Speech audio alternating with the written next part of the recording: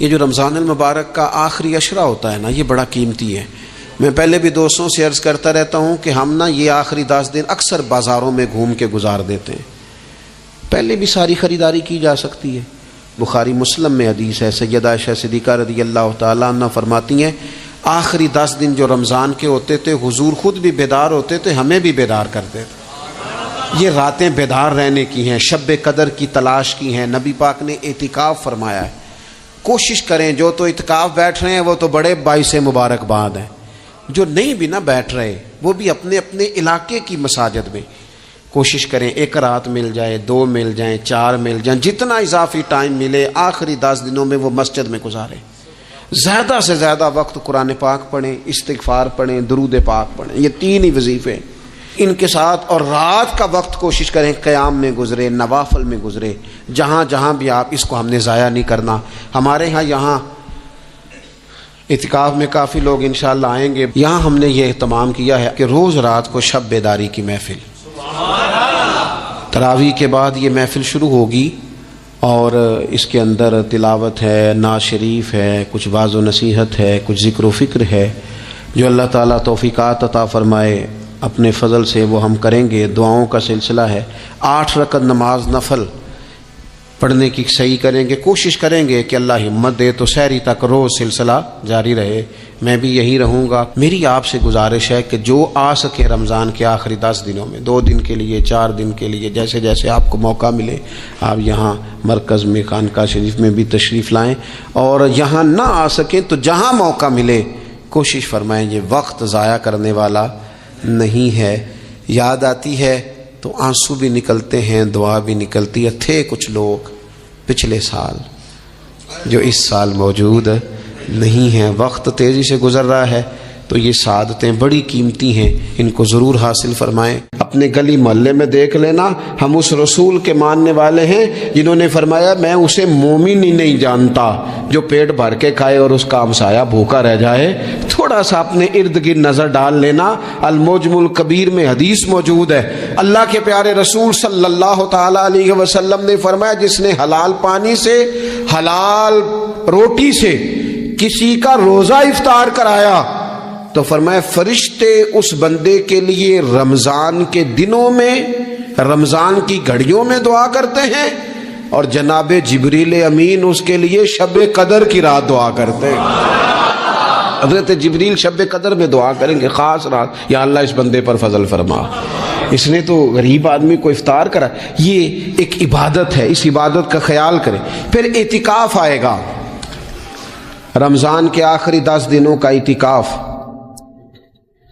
اسلام میں رہبانیت نہیں ہے، لیکن کبھی کبھی سب سے کٹ کے اپنے رب کے ساتھ جڑ جانا، کچھ رات کی عبادتیں، کچھ تنہائی کے اذکار، کچھ درود و سلام کا ذوق، یہ ان ساری خوبصورتیوں میں سے ایک خوبصورتی اعتکاف بھی ہے۔ اللہ کے پیارے رسول علیہ الصلوۃ والسلام ہمیشہ اعتکاف کرتے، اور حضرت عطا بن رباح رضی اللہ تعالیٰ عنہ کیسی خوبصورت بات ارشاد فرماتے ہیں، فرماتے ہیں معتکف تو اس آدمی کی طرح ہے جیسے کسی بندے کو کسی کے ساتھ کوئی کام پڑ جائے نا تو وہ جا کے اس کے دروازے پر بیٹھ جاتا ہے کہ جب تک میرا کام ہوگا نہیں میں جاؤں گا نہیں۔ فرماتے ہیں یہ اعتکاف والا بھی آ کے رب کریم کے گھر بیٹھ گیا ہے کہ جب تک تو معاف نہیں کرے گا میں جاؤں گا نہیں، جب تک تو بخشش نہیں کرے گا میں اس دروازے سے ہٹوں گا نہیں۔ حضرت ابن عباس رضی اللہ تعالیٰ عنہ نبی پاک علیہ السلام کے روضہ انور کی طرف اشارہ کر کے کہا کرتے تھے زیادہ دیر نہیں ہوئی،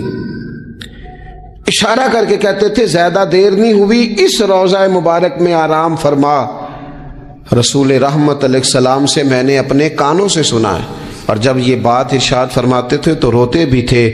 فرماتے ہیں میں نے خود نبی پاک علیہ الصلوۃ والسلام سے سنا ہے کہ جو شخص اللہ تعالیٰ کی رضا کے لیے 1 دن کا بھی اعتکاف کرے گا نا، اللہ تبارک و تعالیٰ اس کے اور جہنم کے درمیان 3 خندقوں کی آڑ بنا دے گا، اور فرمایا ان کی مسافت زمین و آسمان سے بھی زیادہ ہوگی۔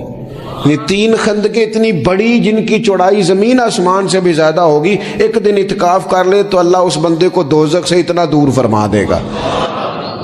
تو بہت سارے لوگ ہیں جن کو بڑا ٹائم ملتا ہے چھٹیاں گزارنے کے لیے، کبھی کسی سیاحتی مقام پر، کبھی کسی سیاحتی مقام پر، خرچہ بھی مل جاتا ہے، کام بھی ہو جاتا ہے، سارے سلسلے بن جاتے ہیں، بڑی بڑی جگہوں پہ لوگ جا کے ٹائم گزارتے ہیں۔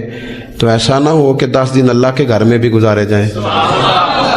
علماء نے لکھا ہے کہ کوشش تو کریں ہر سال اعتکاف ہو، نہ ہو سکے تو چلو چند سالوں کے بعد ہو جائے، اور فرماتے ہیں کہ زندگی میں ایک دفعہ تو اس سنت کو ضرور ادا کرنا چاہیے۔ کوئی بندہ ایسا نہ ہو جو محروم رہ جائے، زندگی میں ایک بار صحیح پر اعتکاف کے ساتھ اپنے آپ کو وابستہ ضرور کرے۔ رمضان المبارک کے اندر آخری عشرہ شب قدر کی تلاش کا عشرہ ہے۔ اللہ کے پیارے رسول صلی اللہ تعالی علیہ وسلم ان 10 دنوں میں خود بھی عبادت کرتے تھے اور گھر والوں کو بھی جگایا کرتے تھے، اور اپنے اہل خانہ کو تاکید فرماتے تھے کہ اٹھو اٹھو، آگے بڑھو، یہ آرام کرنے کے دن نہیں ہیں۔ ہمارے ہاں یہ ہوتا ہے کہ وہ جو آخری 10 دن زیادہ عبادت کے تھے، شب قدر کی تلاش کے تھے، وہ آخری 10 دن سارے بازار میں گزر جاتے ہیں، کپڑے سلوائے جا رہے ہیں، کپڑے خریدے جا رہے ہیں، جوتے خریدے جا رہے ہیں، واپس کیے جا رہے ہیں، دوبارہ لیے جا رہے ہیں، سفر ہو رہا ہے، آنا جانا ہو رہا ہے، عیدیاں بٹ رہی ہیں۔ تو یہ سارے کام جو آخری عشرے میں کرنے ہیں، جو زیادہ عبادت کے دن تھے، وہ سارے کام تو رمضان سے بھی پہلے کر لینے چاہیے۔ کپڑے رمضان سے پہلے خریدے جائیں، پہلے سلوا لیے جائیں، جوتے پہلے لے لیے جائیں، ضرورت کے کام پہلے کر لیے جائیں۔ جہاں آپ کو جو بانٹنا ہے وہ رمضان سے پہلے کریں۔ وہ مفت کی اپنے دل کو مطمئن کرنا کہ اب میرے پاس یہ بڑے میں خیر کا کام کرنے نکلا ہوا ہوں، میں عیدی بانٹنے جا رہا ہوں، یہ پہلے بانٹنے تھے۔ یہ عجیب بات ہے کہ جو زیادہ وقت مسجد میں گزارنے کا ٹائم تھا وہ سارا ہم نے ضائع کر دیا۔ وہ ادھر ادھر بازاروں کی نظر ہو گیا، میل ملاپ کی نظر ہو گیا۔ تو اگر چیزوں کو مرتب کیا جائے، میں تو دوستوں سے کہا کرتا ہوں، زکوٰۃ کا حساب، صدقات کا حساب، صدقات فطر کا حساب، جتنے بھی روٹین کے کام ہیں اس کو کوشش کریں رمضان شریف سے پہلے آپ ترتیب دیں، آپ ان چیزوں کو پہلے سے مرتب کریں تاکہ وہ بہترین ہو جائیں۔ ہم تو اس دین کے ماننے والے ہیں جہاں نیت کرو تو اجر شروع ہو جاتا ہے۔ آپ رمضان کی نیت سے جو آج خرچ کریں گے اس کو اللہ تعالیٰ رمضان کے ثواب کے برابر ہی اجر عطا فرمائے گا۔ لیکن وہ ہم نا کچھ لوگ بڑا ایک صاحب مجھ سے کہنے لگے، جی میں نے سنا ہے صدقہ فطر آخری عشرے میں ہی دینا چاہیے۔ میں نے کہا آپ کا پروگرام تب دینے کا، اس لیے آپ نے یہ گاڑا کر کے سن لیا، ذرا اس کو آپ نے زیادہ غور سے سن لیا ہے۔ آپ جب ضرورت محسوس کریں، جب آپ سمجھیں کہ کسی کو ضرورت ہے، ضرورت کے وقت کوئی چیز کام نہ آئی تو پھر کب جا کے کام آئی۔ تو میری آپ سے یہ اپیل رہے گی کہ پہلے سے چیزوں کو مرتب کریں، معاملات کو پہلے سے طے کریں۔ وہ لوگ بڑے اچھے ہوتے ہیں جو وقت پر منصوبہ بندی کرتے ہیں، جو چیزوں کو ٹائم پہ مرتب کرتے ہیں۔ وہ ٹائم جو ہمارا بالکل اللہ کی بارگاہ میں حاضری کا ہے، عبادات کا ہے، اگر وہ سارا گاڑیوں کی نظر ہو جائے گا، اسفار کی نظر ہو جائے گا تو ہم نے حاصل کیا کیا۔ ایک بات آخر میں بڑے درد کے ساتھ آپ کی خدمت میں عرض کرنی ہے، ہر سال کہتا ہوں، اس سال بھی کہوں گا، ذاتی اخراجات کو کچھ کم کیا جائے۔ ذاتی اخراجات نہ کچھ لوگوں کے بہت زیادہ ہیں، ان کے اپنے لباس کے، کپڑوں کے، اور وہ اخراج میں نے پچھلے جمعے بھی کہا تھا، اسلام ذبائش کی اجازت دیتا ہے، نمائش کی اجازت نہیں دیتا۔ نمائش والے کام اگر تھوڑے چھوڑ دیے جائیں کچھ بھی نہیں ہوتا۔ میں تو شاید اگر میں سینکڑوں کہہ دوں تو غلط نہیں ہوگا، لیکن بیسیوں تو لوگ ایسے ضرور ہوں گے کہ جو عید ساری سو کے گزارتے ہیں، سارا دن سوئے رہتے ہیں۔ پتہ نہیں وہ اتنے مہنگے مہنگے کپڑے کس لیے خریدتے ہیں۔ عید کی نماز پڑھی، سو گئے، اور بھئی آپ کا فون بند تھا، جی میں سو رہا تھا جی۔ تو بھئی وہ جو آپ نے 1.5 مہینہ درزی کے پاس آنا جانا لگایا، وہ کس مقصد کا؟ رات کوئی پہننا تھا، کوئی پرانا جوڑا پہن لیتے۔ ایسی مصیبت کیا بنی ہوئی تھی؟ اتنے مہنگے کپڑے خریدے، اتنا مہنگا جوتا لیا، اور دن سارا سو کے گزار دیا۔ ذاتی اخراجات کم کریں۔ پتہ کیا ہے، فرق بہت بڑھتا جا رہا ہے، بہت بڑھتا جا رہا ہے۔ یعنی ایک جگہ پہ چیزیں پڑی ہیں، خراب ہو گئی ہیں، کھانے کا ٹائم نہیں، پہننے کا ٹائم نہیں، اور ایک جگہ وہ ہے کہ جہاں لوگ دوائی کو ترس رہے ہیں۔ گندم امیر شہر کی ہوتی رہی خراب، اور بچی کسی غریب کی فاقوں سے مر گئی۔ اور کسی نے کہا تھا کہ غریب شہر تو فاقوں سے مر گیا، لیکن امیر شہر نے ہیرے سے خودکشی کر لی۔ اللہ معاف فرمائے۔ تو بہت ساری جگہوں پہ لوازمات زیادہ ہیں، اخراجات زیادہ ہیں، تکلفات زیادہ ہیں۔ اس رمضان میں مہنگائی کا جو زور ہے، حالات کی جو سنگینی ہے، اور تھوڑا پیچھے جائیں تو غریب علاقوں میں جس قسم پرسی کے ساتھ لوگ اپنا وقت بتا رہے ہیں، اگر صرف امیر لوگ اپنے کچھ ذاتی اخراجات کو کنٹرول کرنے میں کامیاب ہو جائیں تو بڑے سارے لوگ ایسے ہیں جن کے لیے وہ خوشیاں بانٹنے کا ذریعہ بنیں گے، اسباب۔ اور ویسے بھی زندگی سادہ کریں، آسان ہو جائے گی۔ رسول پاک صلی اللہ تعالی علیہ وآلہ وسلم نے پتہ ہے روزے دار کی فضیلت کیا بیان فرمائی؟ اللہ کے محبوب صلی اللہ تعالی علیہ وسلم فرماتے ہیں کہ رب فرماتا ہے ابن آدم کا ہر عمل اس کے لیے ہے، روزہ میرے لیے، اور فرمایا میں خود جزا دوں گا روزے کی، میں خود جزا دوں گا روزے کی۔ اور حضور فرماتے ہیں روزہ ڈھال ہے، جو شخص روزہ دار ہو وہ بےہودگی سے، فحش گوئی سے اجتناب کرے۔ اور اللہ کے محبوب صلی اللہ تعالی علیہ وسلم فرماتے ہیں اگر کوئی شخص اسے گالی دے، اگر کوئی شخص اس سے جھگڑا کرنا چاہے تو پتہ کیا جواب دے؟ اسے کہے بھئی میں روزے دار ہوں، میرے منصب کا تقاضا نہیں کہ میں تیرے ساتھ الجھوں۔ اور رسول پاک صلی اللہ علیہ وسلم فرمانے لگے اوہو اتنی بڑی بات۔ حضور فرمانے لگے، یہ صحیح مسلم کے لفظ ہیں، کریم محبوب فرمانے لگے مجھے اس رب کی عزت کی قسم جس کے قبضے میں محمد عربی صلی اللہ علیہ وسلم کی جان ہے، حضور فرماتے ہیں روزہ دار کے منہ کی خوشبو اللہ تعالیٰ کے نزدیک قیامت کے دن مشک کی خوشبو سے بھی زیادہ وقت والی ہوگی۔ اس کے منہ سے جو خوشبو آتی ہے قیامت میں مشک پیچھے رہ جائے گا، اور رب کی بارگاہ میں صرف روزہ دار کے منہ سے۔ اگر تیرے منہ کی خوشبو رب کو اتنی پسند ہے تو تجھے بھی تو اپنے منصب کا خیال ہونا چاہیے کہ میں نے روزہ رکھا ہوا ہے، میں روزہ دار ہوں۔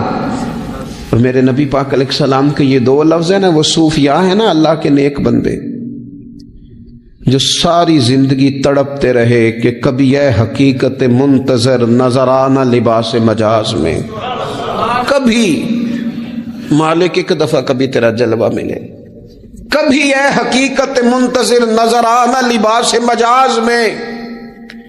لاکھوں سجدے تڑپ رہے ہیں میری جبین نیاز میں، اور جو ساری زندگی کہتے رہے کہ ہم تو عمر دراز مانگ کے لائے تھے 4 دن، 2 آرزو میں کٹ گئے، 2 انتظار میں کہ دیکھو انہیں انعام ملنے لگا ہے۔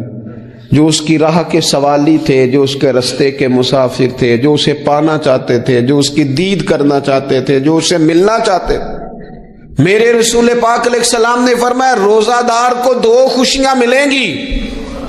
ایک خوشی اس وقت ملتی ہے جب وہ افطار کرتا ہے، اور فرمایا ایک خوشی اس وقت ملے گی جب وہ اپنے رب سے ملاقات کرے گا، جب وہ اس سے ملے گا تو اس وقت روزہ دار کو خوشی ہوگی۔ میرے دوستو خوشی تو جو ہوگی سو ہوگی، لیکن یہ لفظ بڑے حسین نہیں کہ روزہ دار کی رب سے ملاقات ہوگی، یہی لفظ بڑے باکمال نہیں۔ ایک روایت میں تو یہ ہے نا کہ روزہ میرے لیے ہے میں اس کی جزا دوں گا، اور ایک روایت میں یہ ہے کہ روزہ میرے لیے ہے اور رب فرماتا ہے میں خود روزے کی جزا ہوں، یعنی باقی نیکیوں پر ثواب ملے گا، روزہ رکھنے والے کو رب رحمان ملے گا۔ نبی اکرم صلی اللہ تعالی علیہ وسلم کے امت کے صوفیاء نے نا کچھ چیزوں کو بڑا کھولا ہے۔ عارف رومی کہتے ہیں کہ ایک دن نا محمود غزنوی نے خزانوں کے دروازے کھول دیے اور فرمایا بھئی میں نے آج ہر چیز کھول دی ہے، جو جس چیز پہ ہاتھ رکھے گا وہ اسی کی ہو جائے گی۔ لوگ دوڑے، کوئی سونے کی طرف، کوئی چاندی کی طرف، کوئی جائیدادوں کی طرف، کوئی خزانے کی کنجیوں کی طرف، کوئی بڑے بہترین گھوڑے اور اونٹوں کی طرف لوگ دوڑ گئے، جو جس پہ ہاتھ رکھے گا اسی کا۔ سب بھاگ گئے، ایاز بیٹھا ہے، نہ وہ حسن میں رہی شوخیاں، نہ وہ عشق میں رہی گرمیاں، نہ وہ غزنوی میں تڑپ رہی، نہ وہ خم ہے زلف ایاز میں، وہ لذتیں کہاں۔ ایاز چپ کر کے بیٹھا ہے۔ پھر محمود نے ایاز کی طرف مخاطب کر کے کہا ایاز اٹھنا نہیں، آج لوٹ سیل لگ گئی ہے، جو جس چیز پہ ہاتھ رکھے گا اسی کی۔ ایاز کہنے لگا بات پکی ہے نا؟ تو محمود خوش تھے، موڈ بڑا اچھا تھا، کہا بالکل پکی ہے۔ تو ایاز کہنے لگے چلو ٹھیک ہے۔ ایاز اٹھے، پیچھے سے جا کے نا تو محمود کے کندھے پہ ہاتھ رکھ دیا، محمود کے کندھے پہ ہاتھ رکھا۔ محمود کہنے لگے یہ کیا بات کا، آپ سے میں نے پوچھا تھا بات پکی ہے، جو جس پہ ہاتھ رکھے گا اسی کا نا۔ تو تھوڑی دیر پہلے مسکراتے چہروں میں آنسو آ گئے، ایاز بھی روئے تو محمود بھی روئے۔ کہا بادشاہ پکا رہنا، وہ جن کو خزانے چاہیے تھے وہ دوڑ گئے، مجھے تو چاہیے۔ لنگ کئی مہینے تے برس گئے تے تیری دید نو دیدے ترس گئے، تیری تو ملے گا۔ تو پھر کہا محمود نے، اس نے کہا میں وعدہ کر چکا تھا، بس ٹھیک ہے، باقیوں کے خزانے اور میں تیرا طے ہو گئی۔ فرمایا باقی نیکیوں پر ثواب ملے گا، روزہ رکھنے والے کو رب رحمان ملے گا، اللہ کا قرب ملے گا۔ دیکھو نا، وہ خاص انسان کو کیفیت حاصل ہوتی ہے روزے میں، رب کے ہونے کا یقین۔ وہ جو صوفیاء کہتے ہیں نا مراقبہ کرو، وہ نصیب ہوتا ہے۔ یعنی کسی کو کیا پتا ہے اس کا روزہ ہے کہ نہیں، اکیلا ہے نا گھر میں، فریزر بھرا ہوا ہے، نہیں نہ کھاتا، کیوں؟ اسے پتا ہے میرا رب میرے ساتھ ہے، میرا رب مجھے دیکھ رہا ہے۔ بس یہ تصور توحید پکا ہو جاتا ہے رمضان۔ تو پھر اللہ تبارک و تعالیٰ کی بھی خاص رحمت اور کوئی خاص ہی اعزاز۔ حضور فرماتے ہیں جنت کے کئی دروازے ہیں، ایک باب الریان ہے، اس سے صرف روزہ دار گزریں گے۔ آواز ہوگا روزے والے آ جاؤ، وہ آ جائیں گے، فرمایا اس خاص دروازے سے گزرو۔ جب گزر جائیں گے تو فرمایا بند کر دو بھائی، اور کوئی نہیں گزرے گا یہاں سے، دروازہ ہی مخصوص ہے، ان کا اعزاز ہی ذرا زیادہ ہے۔ تو میرے عزیز، رمضان شریف کے اندر وہ منصب کا بس خیال رکھیں کہ میں روزہ دار ہوں، اس احتیاط کے ساتھ۔ اور دوسری جو رمضان کی چند عبادات ہیں نا، سب سے پہلی تو میں عرض کروں گا تراویح کے حوالے سے۔ یہ بات یاد رکھ لیں کہ نبی پاک علیہ الصلوۃ والسلام نے فرمایا جس نے ایمان اور احتساب کی نیت کے ساتھ رمضان میں قیام کیا، اللہ اس کے پچھلے سارے گناہوں کو معاف فرما دے گا۔ اور ایک مقام پر نبی پاک صلی اللہ تعالی علیہ وسلم نے بیان کیا، یہ مشکات میں موجود ہے، حضور فرماتے ہیں رمضان اور قرآن دونوں قیامت کے دن بندے کی شفاعت کریں گے۔ رمضان کہے گا یا اللہ میں نے اسے دن بھر کھانا کھانے سے باز رکھا اور تیری بارگاہ کے حکم کے مطابق اس نے اپنے آپ کو ان چیزوں سے بچا کے رکھا۔ اور قرآن کہے گا مالک رات میں نے اسے نیند سے روکے رکھا۔ کیا مطلب؟ اس نے کھڑے ہو کے عبادت کی، اگرچہ اس سے مراد شارحین حدیث نے تراویح بھی لیا ہے، تہجد کی نماز بھی لیا ہے، صلاۃ اللیل بھی لی ہے، لیکن میرے عزیز یہ خاص ربط ہے قرآن مجید کے ساتھ تراویح کا۔ مسنون ہے رمضان کی راتوں میں قرآن مجید اور تراویح کا پڑھنا۔ اگر تھوڑی سی نا طبیعت میں صرف تبدیلی پیدا کی جائے، میں نے دیکھا ہے کہ جو لوگ کہتے ہیں نا میرا وقت بڑا قیمتی ہے، بڑی ساری جگہوں پہ آپ کو بیٹھنا پڑتا ہے، بیٹھیں آپ 2 گھنٹے بیٹھیں، 3 گھنٹے بیٹھیں۔ میں نے دیکھا ہے لوگ جاتے ہیں کسی دفتر میں تو رات کو ہی چلے جاتے ہیں، اس علاقے میں کھڑے ہیں، پاسپورٹ کے دفتر کھڑے ہیں، شناختی کارڈ کے دفتر کھڑے ہیں، امیگریشن کی لائنوں میں کھڑے ہیں۔ کچھ ذہن تو بنائیں کہ میں نے رات کھڑے رہنا ہے اور اپنے رب کی عبادت کرنی ہے۔ تراویح کو ذرا ذوق سے آپ اگر تھوڑا ارادہ کر لیں گے نا، یعنی کوئی ایسا مشکل کام نہیں۔ میری تو رائے یہ ہے کہ پہلے 3-4 دن ذرا جم کے ذہن بنائیں اور تھوڑا سا نا روٹین کو بدلنے کی کوشش نہ کریں۔ جس امام صاحب کے پیچھے تراویح شروع کریں، کوشش کریں ساری وہیں پڑھیں۔ روٹین بدلنے سے بھی سستی آتی ہے، ایک دن یہاں گئے 2 دن وہاں گئے، تو یہ روٹین بدلنے سے بھی بعض اوقات سستی آتی ہے۔ کوشش کریں ایک جگہ پہ قرآن شریف سننا شروع کریں اور پھر پورا قرآن مجید وہیں پہ سنیں اور تھوڑا ذہن بنائیں۔ میں نے دیکھا ہے ہمارے استاد صاحب اس طرح کیا کرتے تھے کہ بہت تھوڑا کھانا افطاری کے وقت، تھوڑا، اور ان سے کہا جاتا آپ بزرگ آدمی ہیں، اتنا کم کھانا کیسے نظام چلے گا؟ تو فرماتے تھے میں 1 چپاتی اور آدھی چپاتی کھا لوں گا لیکن تراویح کے بعد۔ اب اگر زیادہ کھانا کھاؤں گا تو طبیعت میں سستی آئے گی، میرے لیے کھڑا ہونا مشکل ہو جائے. سادہ سا کھانے کے ساتھ افطاری کی جائے گی.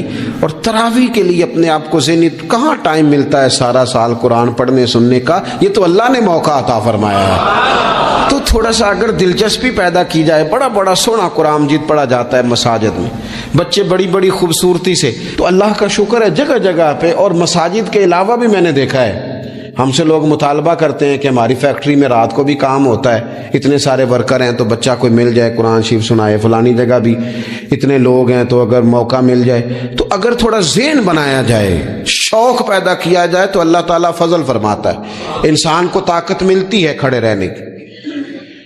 ایک تو تراویح, روزہ, تراویح, اور تیسری نبی اکرم نور مجسم شفیع معظم صلی اللہ تعالی علیہ وسلم کی امت کو اللہ تعالیٰ نے بہت ساری ایسی چیزیں اپنی رحمت سے دی ہیں کہ جن میں عمل تھوڑا ہے, اجر زیادہ ہے.